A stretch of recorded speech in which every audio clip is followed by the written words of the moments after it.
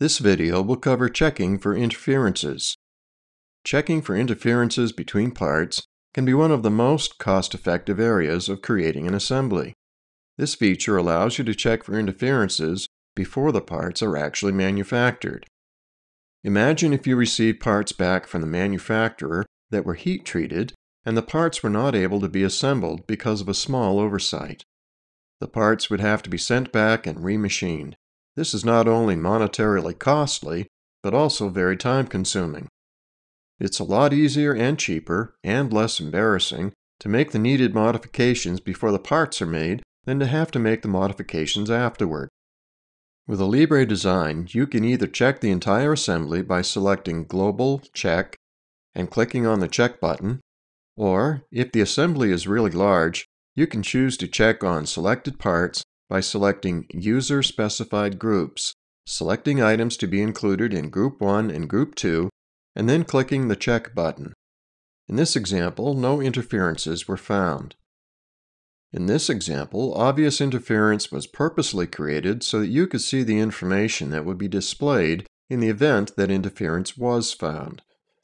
Using Global Check, notice here that you have the option of checking the Show All Interfering Volumes box to highlight the problem volumes, which turn out to be the gear shaft and shaft key in this case. These same two items are included in the interferences list. If the Show All Interfering Volumes box is unchecked, you can click on the items in the list to highlight them individually. This is a very useful feature for complex assemblies where you need to have a visual reference on particular interfering items. The interferences are listed and numbered in the first column with the pound sign header. Notice how the same item is listed twice in the Part 2 column, while the Part 1 column has the individual listing of the items that were interfering with the item in the Part 2 column.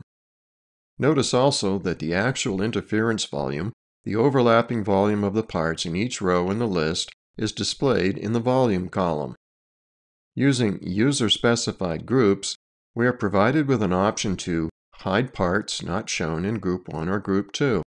This option is a great way to help you focus on parts involved in the interference, especially if you're working on a very complex assembly.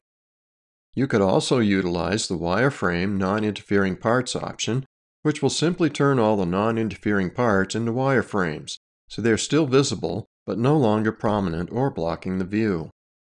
The Export feature will create a CSV file with the data created during the interference check. The CSV file can be read by most spreadsheet and desktop database applications. This video covered checking for interferences. Checking for interferences between parts can be one of the most cost-effective areas of creating an assembly. This feature allows you to check for interferences before the parts are actually manufactured.